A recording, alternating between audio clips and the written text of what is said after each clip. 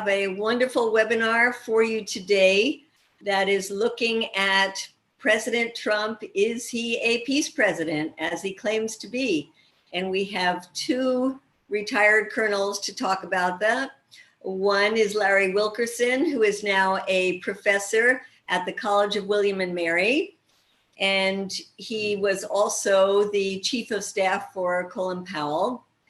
And then we have Wright, who was also a colonel in the Army and was also in the State Department for 16 years. She quit the State Department when the US invaded Iraq, and ever since has been an amazing activist in the peace movement. So it's wonderful to have the two of you. And we thought it was important to talk about what really is the almost 4 years now of Trump. How has it played out in the international field? It's so fascinating to see him going around giving talks and saying he's a president who hasn't started a war, unlike most other presidents. He's a president that is winding down the endless wars in Iraq and Afghanistan. And most recently, we have him brokering a peace deal between Israel, Bahrain, and the United Arab Emirates. And lo and behold, there are even people, I think it was in the Norwegian parliament, right, who have nominated him for a peace prize. So we said, what? Time to step back here and talk to some of the experts. So we have a lot of things to cover. We'd like to keep this to an hour, but let's start out, Larry, maybe with you. If you could just give us your views. Why don't we start with what Trump has done right or tried to do right in these last almost 4 years? Thank you very much, and thank you for having me. And let me say to Ann, you were smart. You got out. I stayed. The audience, I think, will know what I mean. We forgive you, Larry, because you're making up for lost time. You sure are. Thank you. We forgive you, Ann, too. Thank you. No, I was attracted to a certain extent to some of Trump's rhetoric before I realized what a consistent and pathological liar he is during the run-up to the 2016 elections, because he was talking that way about reducing America's commitments abroad, about reducing all things associated therewith, which to me included the defense budget. Keep that in mind now, included the defense budget, which is astronomically high right now. In fact, on a really qualitative basis, it's higher than it's been at any time during the Cold War. So we're looking at a defense budget. Are you saying that he was talking about cutting the defense budget? No, he was talking about reducing America's commitments abroad, which ought to be a concomitant, reducing the cost of the military. But instead, he's been fueling the military, both in its slush fund, the so-called Overseas Contingency Operations Fund, and in the main budget. So I was attracted to that. I won't say I voted for him. I didn't. But I was attracted to that. What's happened to that, though, and incidentally, so was a lot of his base. We did some very good polling that showed that families that had somewhere in their extended family, a member involved in the armed forces, voted for Trump. And when we poll further and control for other rationales and reasons, we found out that was the primary reason they voted for him, because he said he'd be an anti-war president. Well, the reality has turned out to be quite different.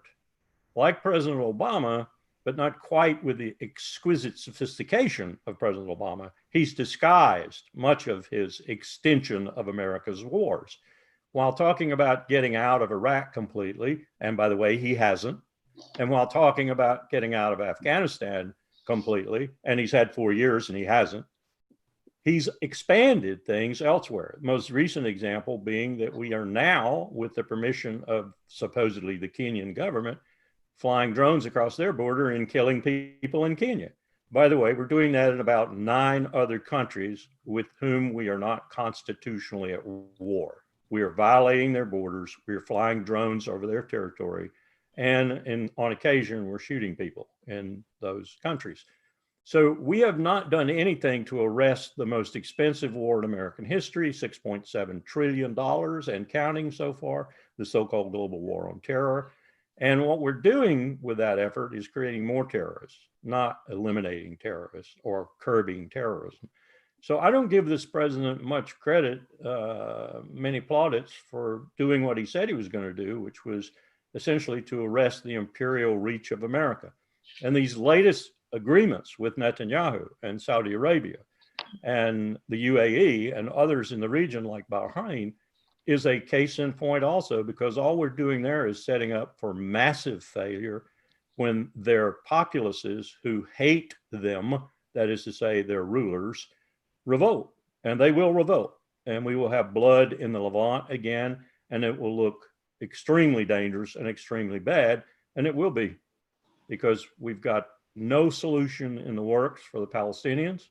We've got no solution that will be accepted by the populaces of these countries. And therefore, sooner or later, these people are going to rise up, as they did in the Intifadas before, and as we've seen them do during the Arab Spring. It's going to happen again. This is just postponing the inevitable. Well, Anne, why don't you give us your overall assessment, and then we can delve into some of these more deeply. Well, if you think about trying to make peace, and indeed, if President Trump is trying to make peace as he says he is, well, it was kind of interesting the first week he was in office, after the day after his inauguration, when the largest number of people to set foot on the mall, other than what he said was on his inauguration day, but no, it was the Women's Day. Within a week, we had all barely cleared out of Washington until the very first thing to show for peace. If you want peace, then you look to you make friends. And so his very first edict was not creating friends, but creating enemies, when he banned the citizens of 7 Muslim countries from coming into the United States. So it kind of went downhill from there in a way. First banning all of these people from coming in the United States, then getting on a tear about the wall, building the wall, and then the Mexican government's going to pay for it, and then going to the S-hole countries that were going to, do what Trump wanted. That's a good way to make friends and make peace, calling them S-holes. Then, going after some of the big boys and girls, starting to alienate the long-term allies of the United States, and going after NATO. And I do agree that having, on one level, I think NATO is a problem. And some of its, the exercises that it participates with the United States, which I think are provocative to the Russian government, but having them pay a little bit higher amount, that's one thing that he's done. And then when you think about what he's done to other allies of South Korea, here are our friends, and yet he has been just going after them like crazy. So those are some of the things. Explain that a little more, because you and I actually went to North Korea, and we were very excited at that time that he had reached out to Kim Jong-un and thought this was a great overture.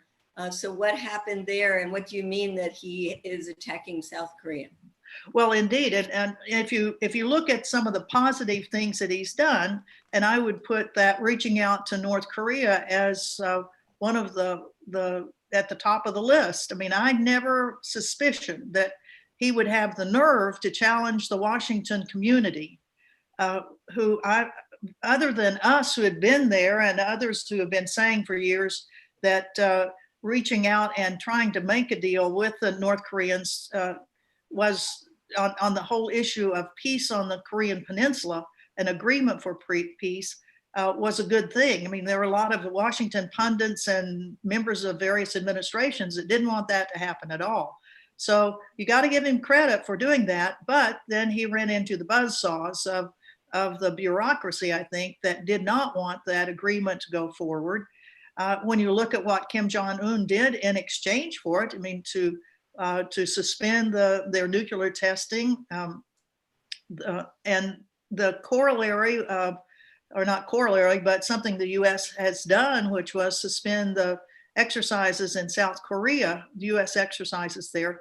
But where he has really gone after the South Koreans is that the South Koreans he wants them to pay a higher amount for the troops, the U.S. troops that are there, that are some 28,000 troops, which the North Koreans, of course, say are part of the provocative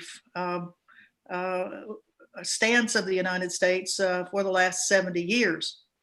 So the going to North Korea was quite remarkable. And I do hope, although I don't have much hope, that if Biden is elected, that he will pick up that strand and hopefully have further discussions with the North Koreans and, of course, the South Koreans. Don't leave them out. I mean, and don't undercut them when they're trying to work with the North Koreans, which is something that the Trump administration has done. So, Larry, maybe we could go back to the endless wars of Afghanistan, Iraq, and Syria, where the Trump administration in Afghanistan has been engaged in peace talks for a long time now, and you know that they're withdrawing troops from both Iraq and Afghanistan, and he did try to, or announced that he was going to withdraw troops from Syria. So why don't you give him credit for any of that, or do you? Well, simply stated, because they haven't left. And because if my sources are correct, with regard to Syria, more are going every day.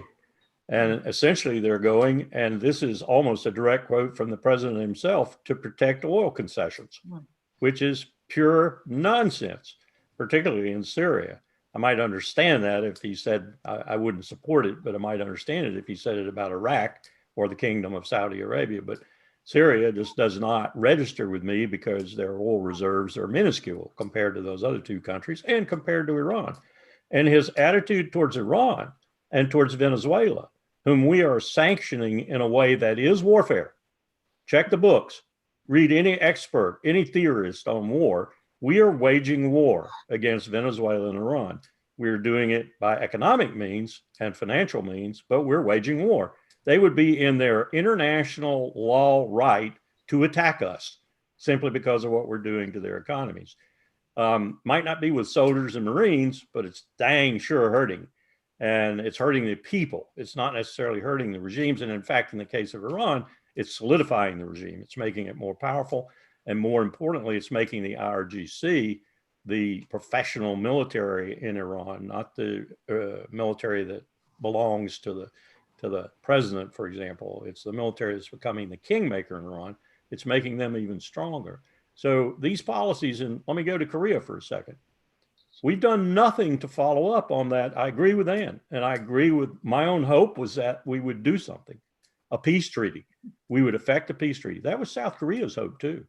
That was their president's hope. He put their president in a box and told him to shut up. And he has accomplished nothing.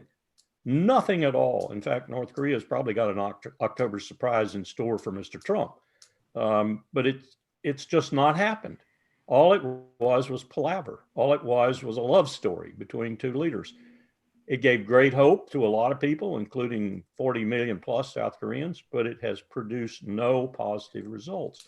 And I shudder to think what's going to happen in January and February when the leadership in North Korea is fully aware of all of this and takes its own actions to state its dismay with this situation. So we're looking at Japan too with a new prime minister. Abe's left, but the new guy who's taken over, Suga, is not much different from Abe. Japan's trying to figure out whether it wants to have an economic relationship with China or a security relationship with the United States. And President Trump is utterly ignoring it. So we don't even have a relationship with Japan of consequence. And Japan is the linchpin of U.S. security alliances in the Pacific. So he's made a disarray of our alliances.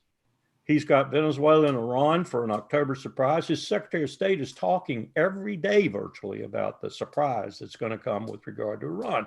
And he's manufacturing reasons like the ambassador in South Africa who has, quote, been threatened by Iran, unquote. This is nonsense. Iran wouldn't even think about a third or fourth level player like that to react to Soleimani's assassination. They'd go after somebody big, and they will go after somebody big sometime in the not too distant future. That's what Trump set up by his assassination of a recognized state member. So he's not made things less dangerous. He's made things far more dangerous. Before we leave the Korea issue, I just wonder if either of you could clarify a little more. It seemed like Trump really wanted to make this his legacy. And why couldn't he follow up with either a peace treaty or with lifting the sanctions, or doing at least some of the sanctions, or doing something that would have kept the process going? What stopped him from doing that? Let me give you a 2-word answer, and then I'll let Ann expand. John Bolton.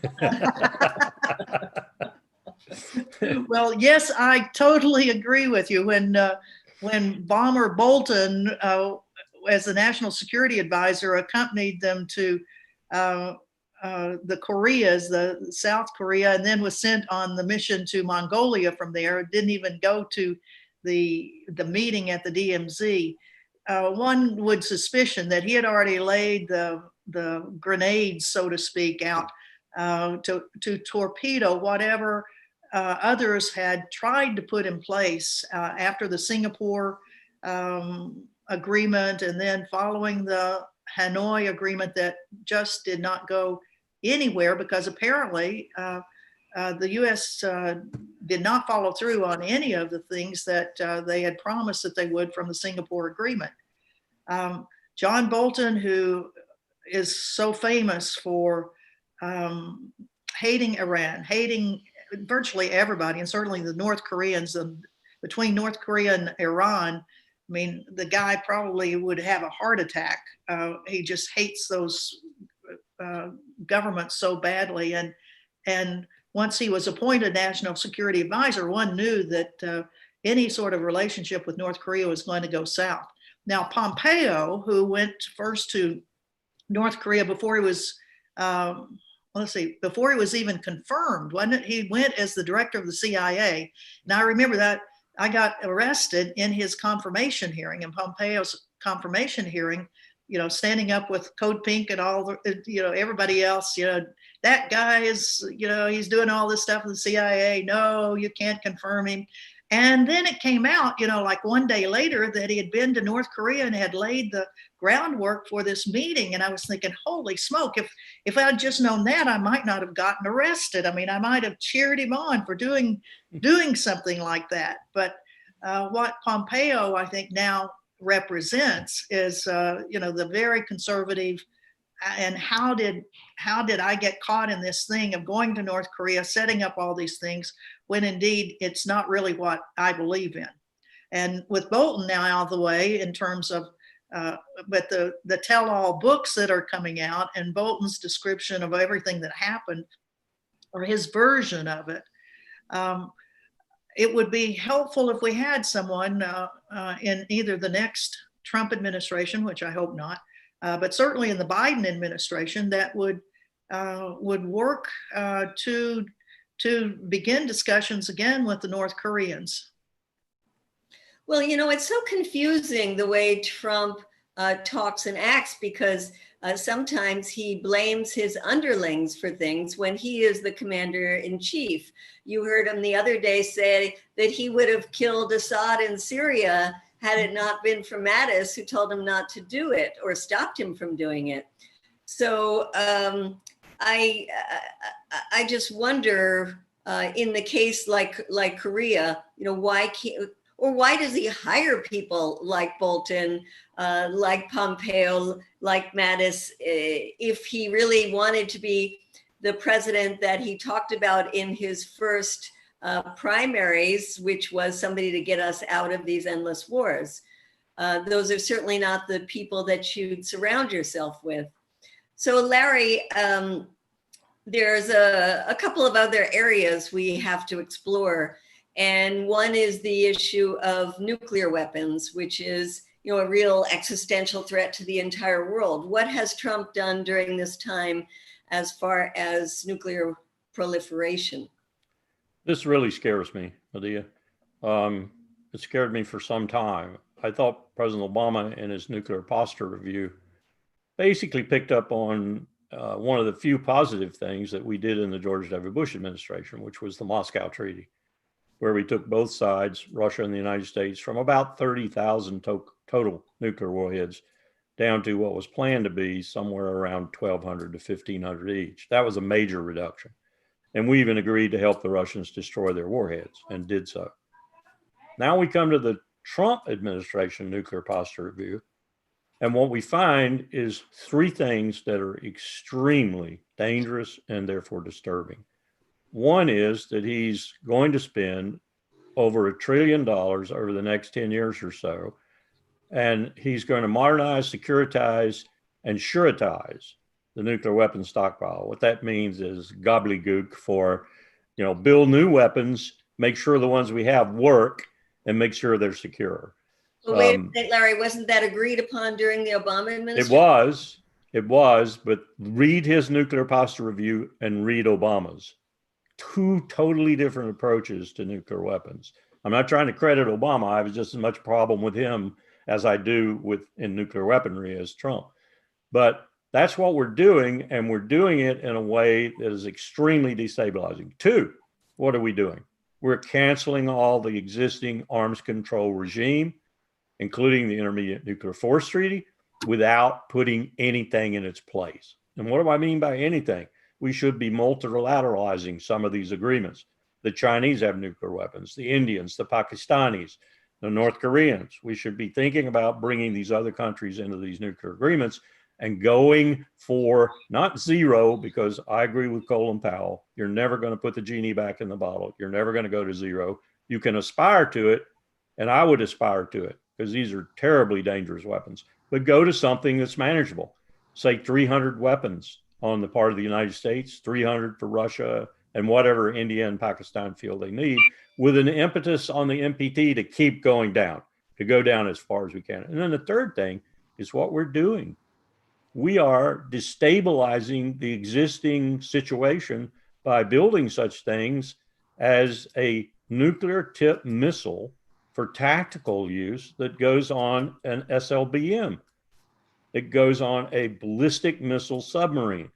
So imagine you're in Moscow and an Ohio-class submarine is cruising somewhere in range of you, and it shoots a missile. You don't know if it's strategic or it's tactical. So what do? You respond. You respond as your doctrine says you respond, strategically. This is destabilizing maximally, and yet we're going to do it. No one's thinking. No one's considering what's happening. Tom Colina and Bill Perry, former Secretary of Defense under Clinton, Bill Perry, an engineer as Secretary of Defense, have a book out called The Button. And in that book, they really lament this situation. And let's lament it even further.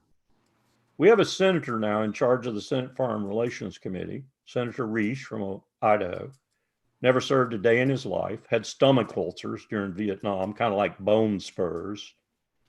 And he has gone on record before Senator Corker's committee, when Corker was in the chair, saying that the president of the United States should not have to come to Congress for use of nuclear weapons. That in fact, he could first use them.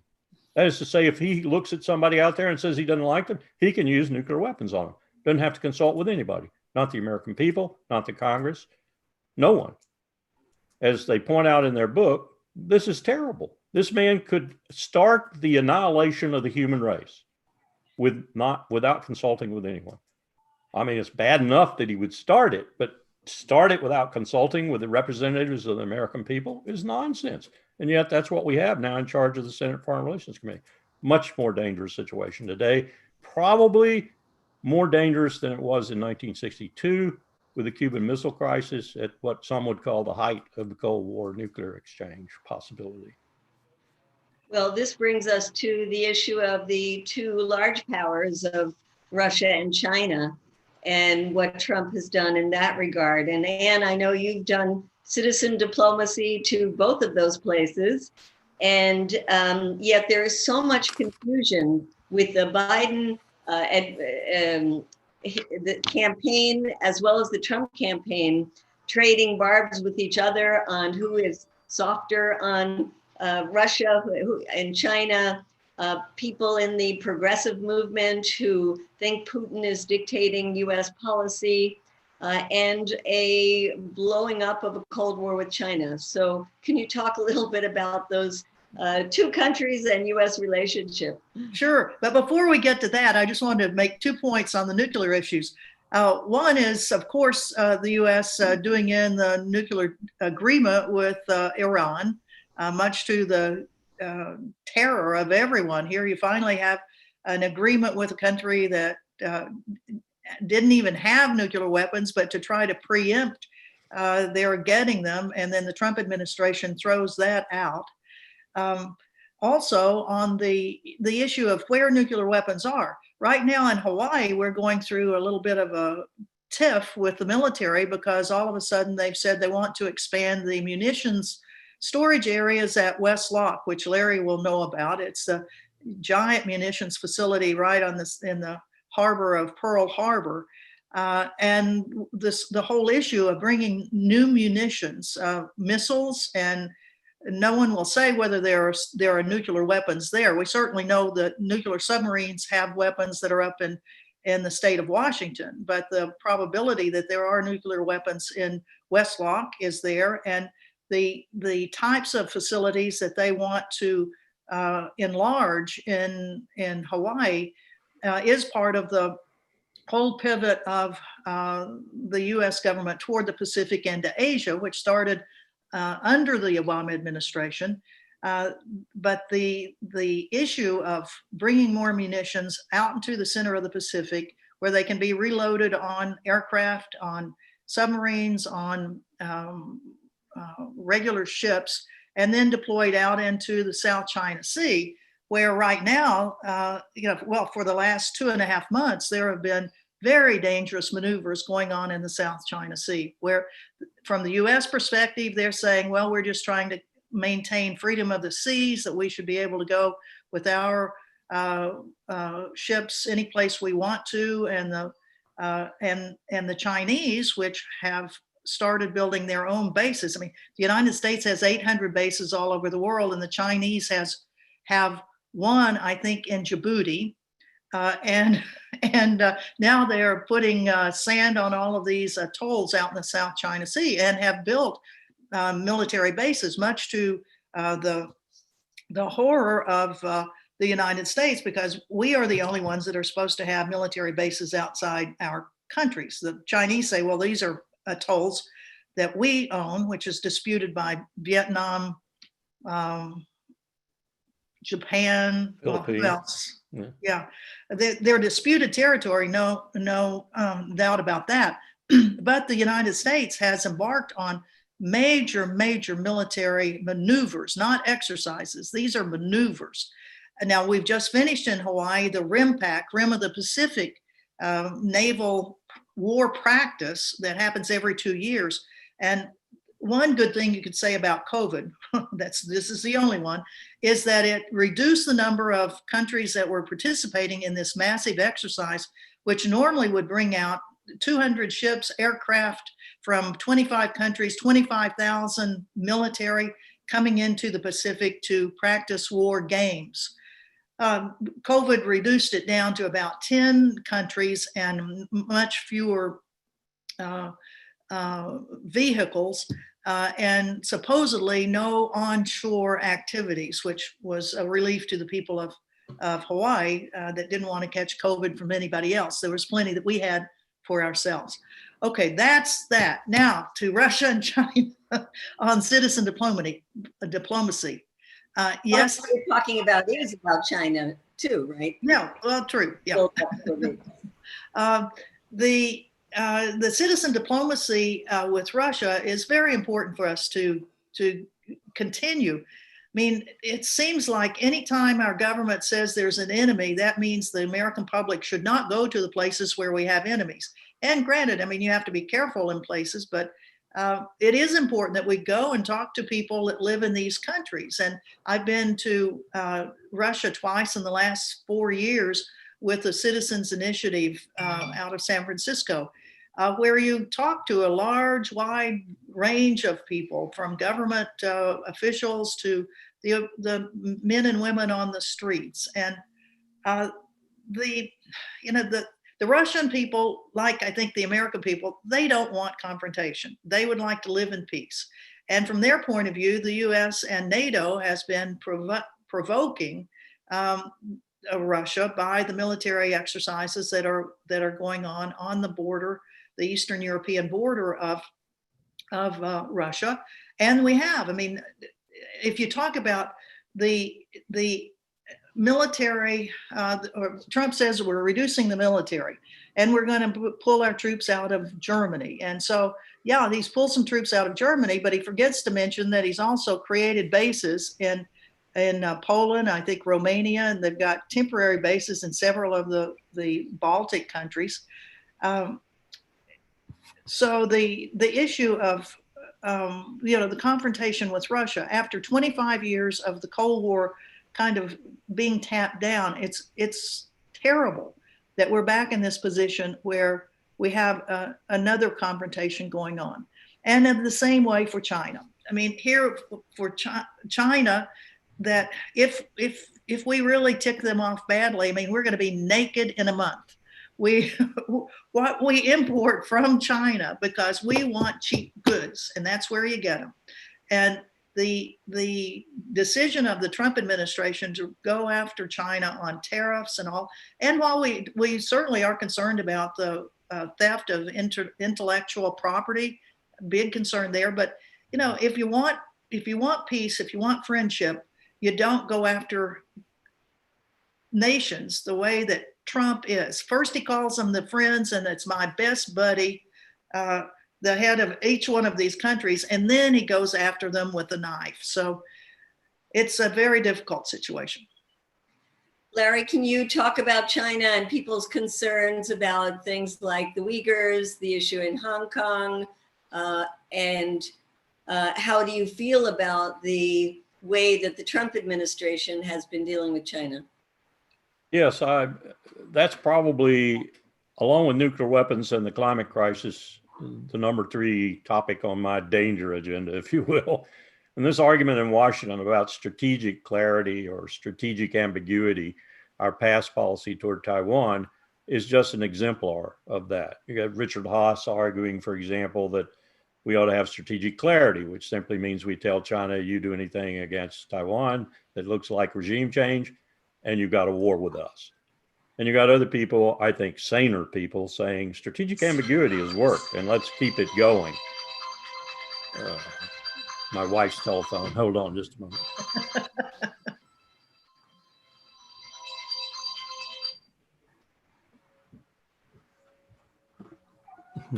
Sorry about that. So that's the critical point right now, I think, because militarily speaking, China's military industrial complex, which is now robust and very influential, is salivating over a South China Sea battle with the United States Navy. They would love to sink 1 or 2 US aircraft carriers. And by the way, they probably could. So we're looking at a potential war caused by a situation that is really not determined right now by policymakers in Washington with regard to our relationship with Taiwan. And yet what the president is showing, and what he's shown from the very beginning, is he wants to provoke China with this relationship so that the transactional side of his policy with China will make progress. In other words, threaten them over Taiwan, we'll get a better deal, economically speaking. That's extremely dangerous.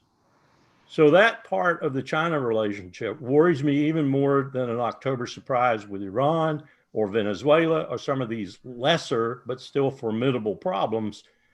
The one with China is almost as existential as nuclear weapons and the climate crisis, because if we get in a war with China, it's going to go nuclear. Every war game I've ever played, over Taiwan usually, but other issues like the South China Sea too, it goes nuclear, because China's too big for us to invade, and we're too big at sea and in the air for China to defeat decisively. So it winds up with both of us at the end of 90 to 120 days of conventional war using nuclear weapons. That's not where we want to go. And Donald Trump has no conception of this. He has no reality check for this. He knows nothing about this. And he has nothing but sycophants around him right now to advise him. And so how could he know what this means? He's doing it for transactional business purposes, and he may wind up with an existential or near existential conflict on his hands. That's the worrisome thing about China. If I could just add, one of the things that we have to keep in mind also is the power, the economic power of China. And while Trump is, kind of poo-pooing that, that we're still the biggest economy in the world and all this sort of stuff.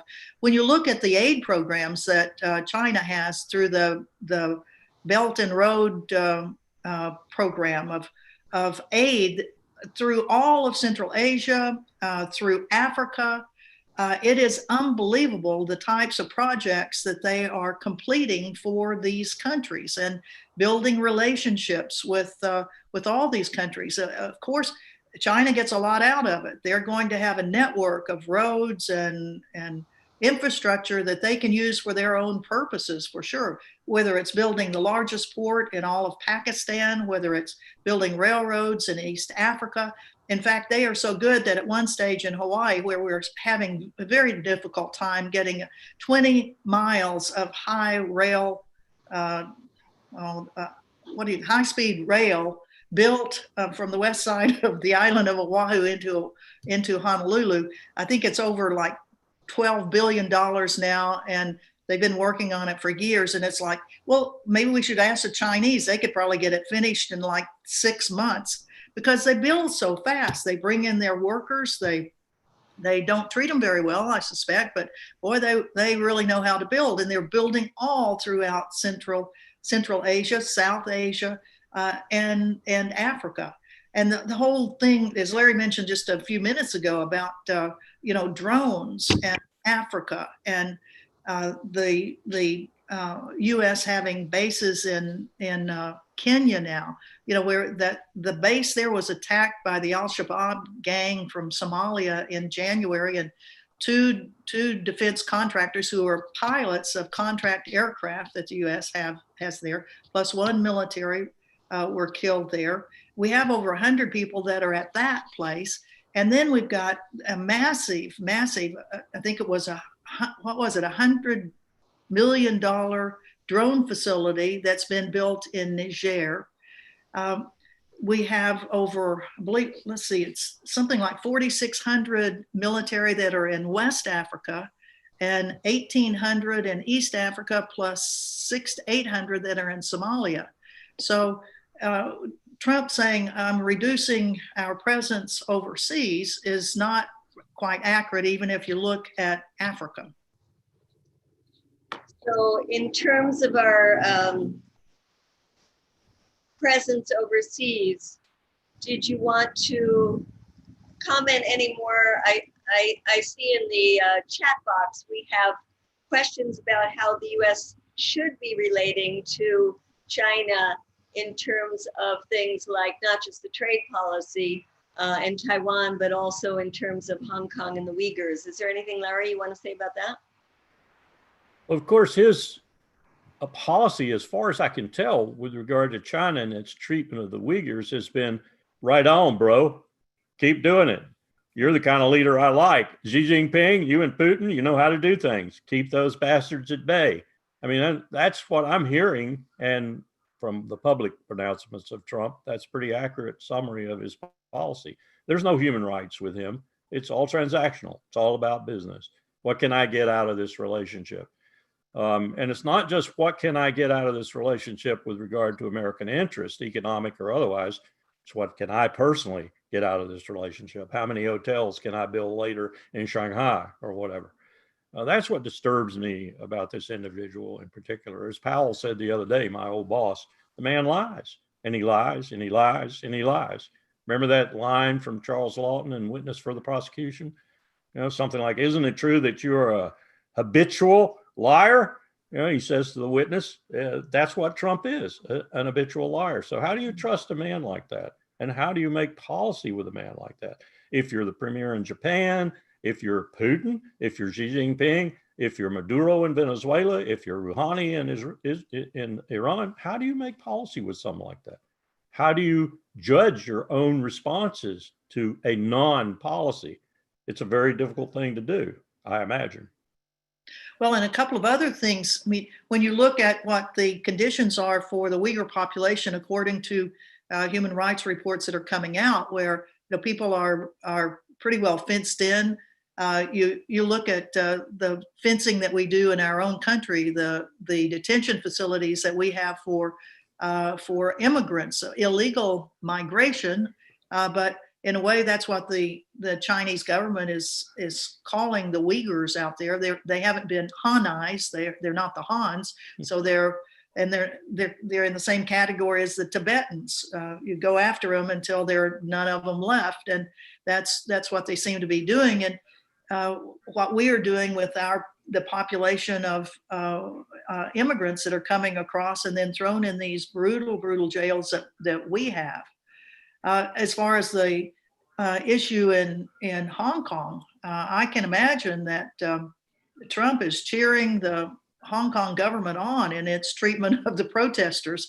I mean, you can see some of the same sorts of things that are starting to be used here, where our Attorney General of the United States of America says that it's a seditious act if you protest against the United States of America, the government and policies of an administration. That sounds pretty mainland Chinese to me, of what they're saying about the protesters in Hong Kong. Well, if we look ahead towards November and we see a more and more desperate Trump, Larry, you've talked about October surprise. On the other hand, Trump understands from the polls, and as he goes out and talks and gets tremendous approval when he says he's ending the wars, the American people don't want more war. Do you really think that he would provoke a military confrontation with either China, Iran, or Venezuela before the election if the American people do not want that? That's a very good question. I answered a Norwegian journalist this morning on that very question with regard to Iran. And I said, I think it's braggadocio, it's belligerence, it's rhetoric, it's getting his base titillated in some ways. There is a portion of his base that really likes his belligerence. So he's doing that, but I don't think he is dumb enough. I know that's a real qualification for this president, but I don't think he is to believe that more war in the Levant would be beneficial for his election chances. I just don't think. China's a different matter, though. It's a different matter altogether, because here we're on uncharted ground. If we go into a situation with Taiwan, for example, which he has exacerbated by being the first president to send a ministerial level person to Taipei, which is something verboten under the understanding, the strategic ambiguity policy. If we do something that's a red line for China, it's not like 10 years ago, 20 years ago, China will back down. Look at Hong Kong. The Taipei and Taiwanese and Taiwans, we call them differently, the Chinese, the indigenous, are looking at it right now thinking, wow, Hong Kong is the way China's going to treat us. Well, China could pick up the telephone and call Taipei and say, you have two choices: surrender and become a part of the greater mandate of heaven, or we'll obliterate you. And we can obliterate you in about 2 hours. 600 plus missiles from Fujian province are aimed at Taipei right now. It'd be a fait accompli. Taiwan would be a part of China without any contest, probably. Then the question becomes, what's the United States Congress going to do? What's the president going to do? This is why the Chinese problem worries me more than some of these others, Venezuela, Iran, other things that we're looking at right now. They could crop up and they could become really bad to be true. But China truly worries me because it would lead to a nuclear exchange. If I could just add one more thing on the whole issue of ideas that Trump may be getting from the Chinese and the treatment of the Uyghurs and the political re-education that goes on in the camps that they have for the Uyghurs. Well, just yesterday, I believe it was, that Trump at the American Society of some sort of historical thing says that he's going to mandate in American schools that we have American patriotism put into the curriculum of every school. And you can only imagine what the patriotism is going to be from his point of view. But it's, you know, it's not much different from what well, it is a little bit different. We're not all in camps, but it's the same sort of thing. The political, what would you call it? The ideological. Yeah. Yeah, and along those same lines, the military and other entities within the United States have just received an executive writ that says they will stop teaching white supremacy. In essence, that's what it says. You'll stop this business of sensitivity, sensitivity training. You'll stop this educational effort to show that the white race oppressed the black race and other minorities and so forth, and you will only sing the praises of the white race. When the PME institutions, professional military education institutions, got this, I got email after email. They were on the verge of mutiny. You know, and this is a violation of academic freedom. He can't tell us what we can teach and what we can't teach with regard to the treatment of minorities in America. We know how minorities have been treated in America, but that's what he's done. Now, whether he's aware that his administration has put this out or not is a question, but I suspect he is. So I don't want to leave a discussion about Trump and wars without talking about weapons sales and particularly about Yemen. We know that the US support for the Saudis in the war in Yemen started under Obama, but it was supposed to be one of those quick wars, right? A couple of weeks and it would be over. And Obama, it seems, started to get cold feet as the end of his term neared. And it was clear that the Saudis were killing a lot of civilians. But then Trump came in and embraced the Saudis, embraced the weapons sales.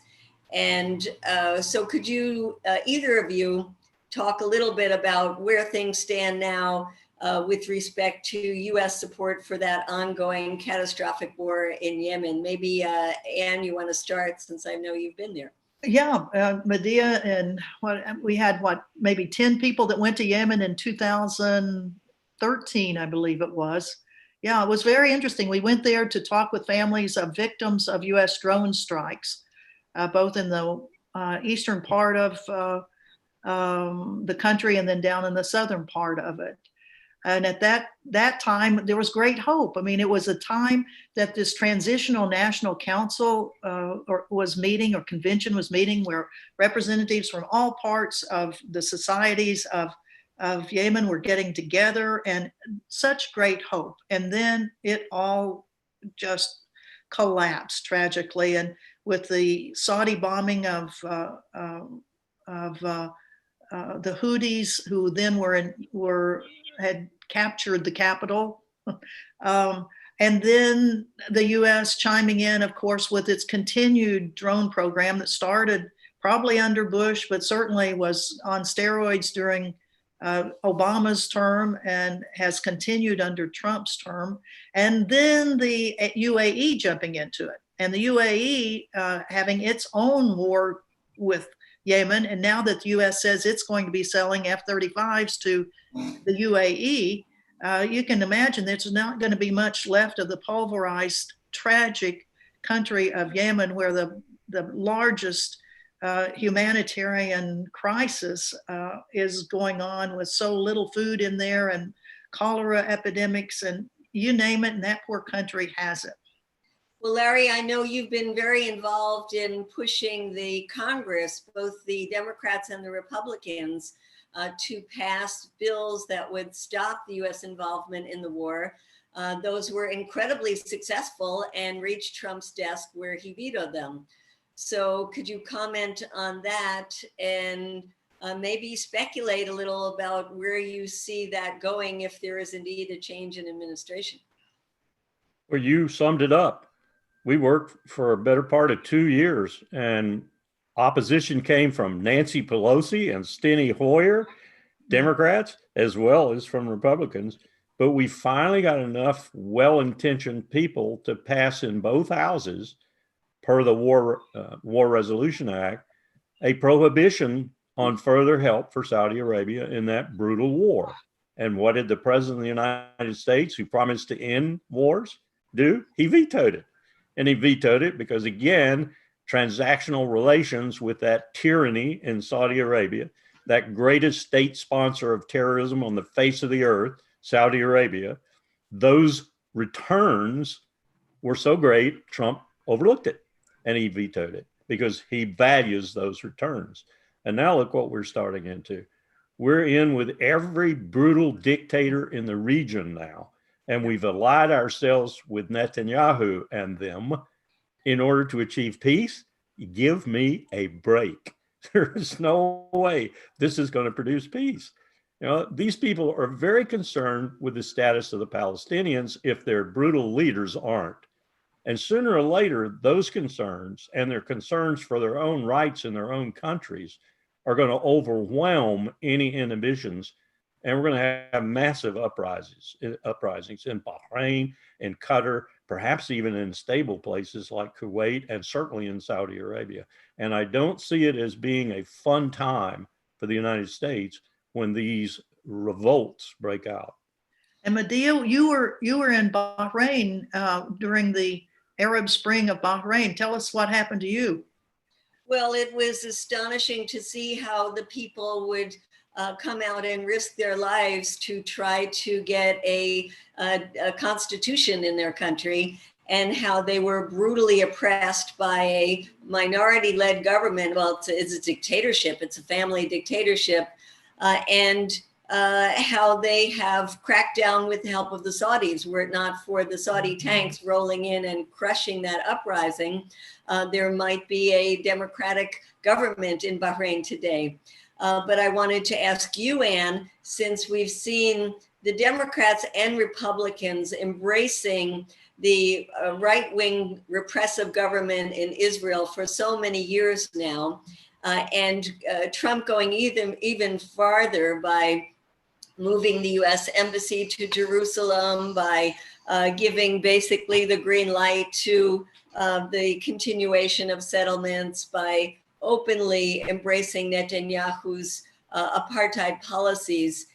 Do you see any difference if there was a change to a Biden administration when it comes to the rights of Palestinians?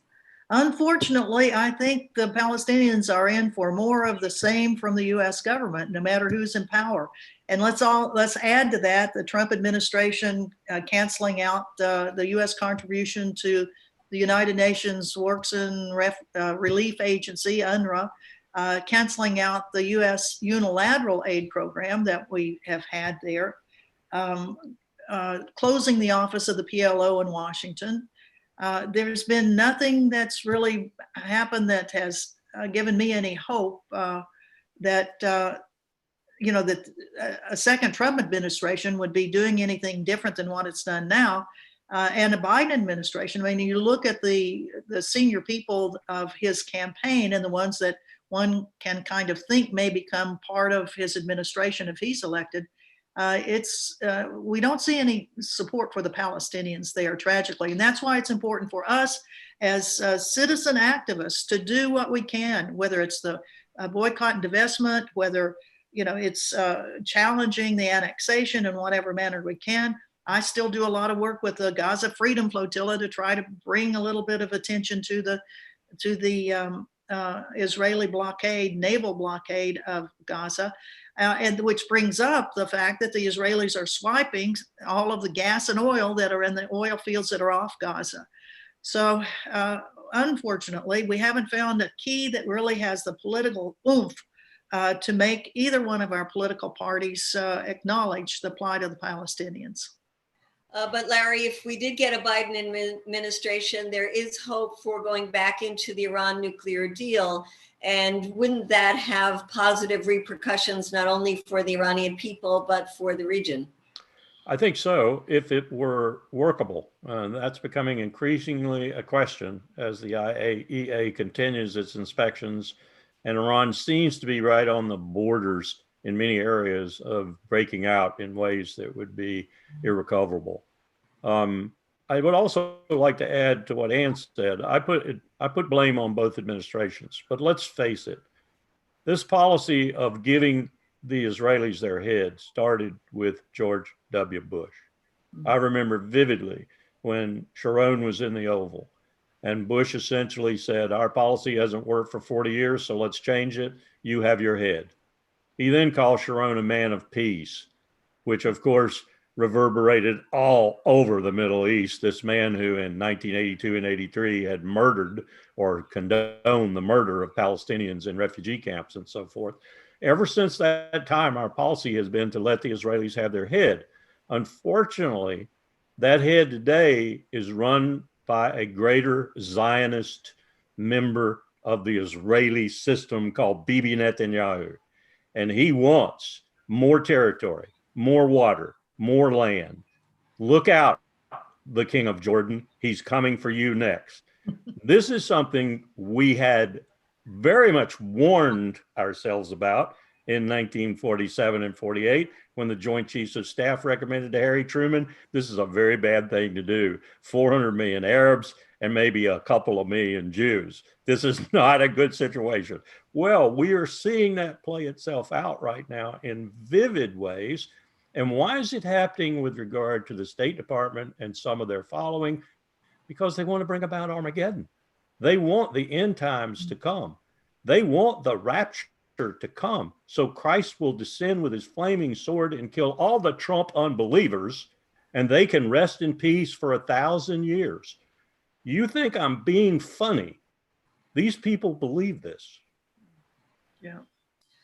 Well, I'm not thinking you're being funny. I think you're being very serious, and we have to understand, I think, that we've done in this hour that the problems that we have in many parts of the world go beyond who is in the White House.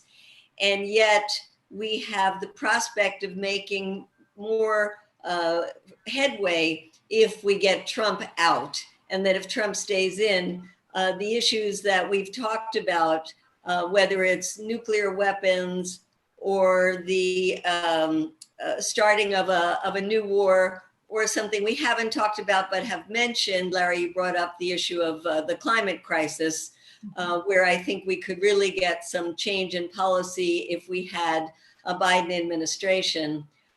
We understand that we have to work towards building up a grassroots movement that is not nearly strong enough to do things like even challenge the defense budget when it came up for a call of cutting it by 10% in Congress, and we couldn't get that.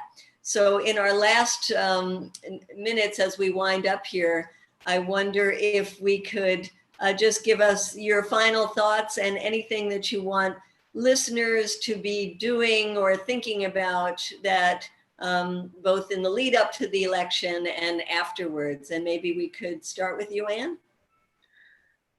Well, don't give up hope. I'm sitting right here in Houston, Texas, where although it's more of the city's Democratic, I'm out in the suburbs where it is not. And the house where I am is surrounded by Trump signs.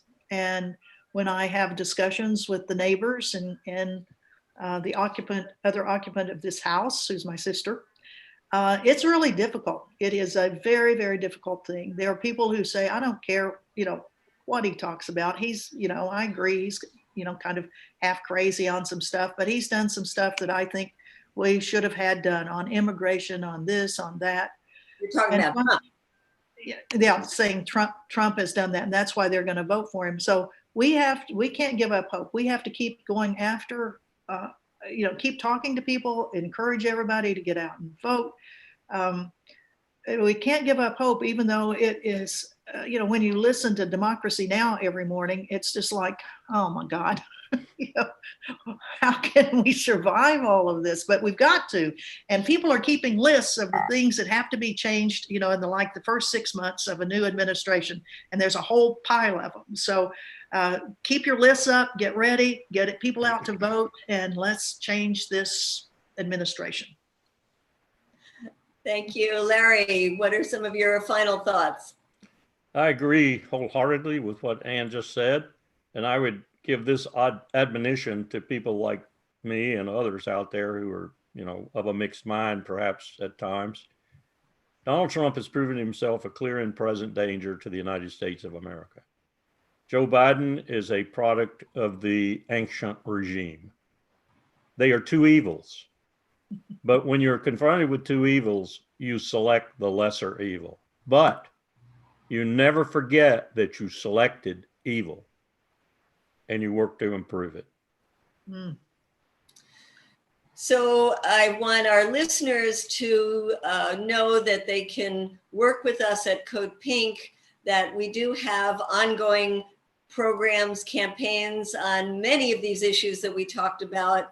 I would say on the positive side, I've never seen such a great coalition coming together to challenge the Pentagon budget.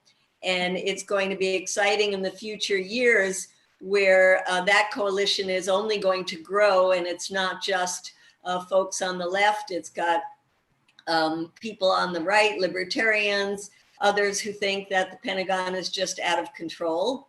And that the work that we talked about Larry being involved in, we have also been involved in trying to stop the US war in Yemen. And if we could get a bill to the president's desk and we had a different president in power, that bill would not get vetoed and we would not be continuing to be complicit in the ongoing massacre in Yemen.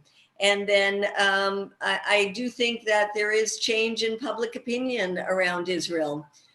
We have seen from the ground up that whether it's in the Jewish American community, in the Muslim community in the United States, or in younger generations in Israel, we are seeing a change, and we just have to keep working on that. So the people who are watching can go to codepink.org, sign up for our weekly alerts, stay in touch with us. I'm sorry this was a sobering webinar, but we need it because the final conclusion is Trump is not a peace president. He has never been a peace president. He will not be a peace president.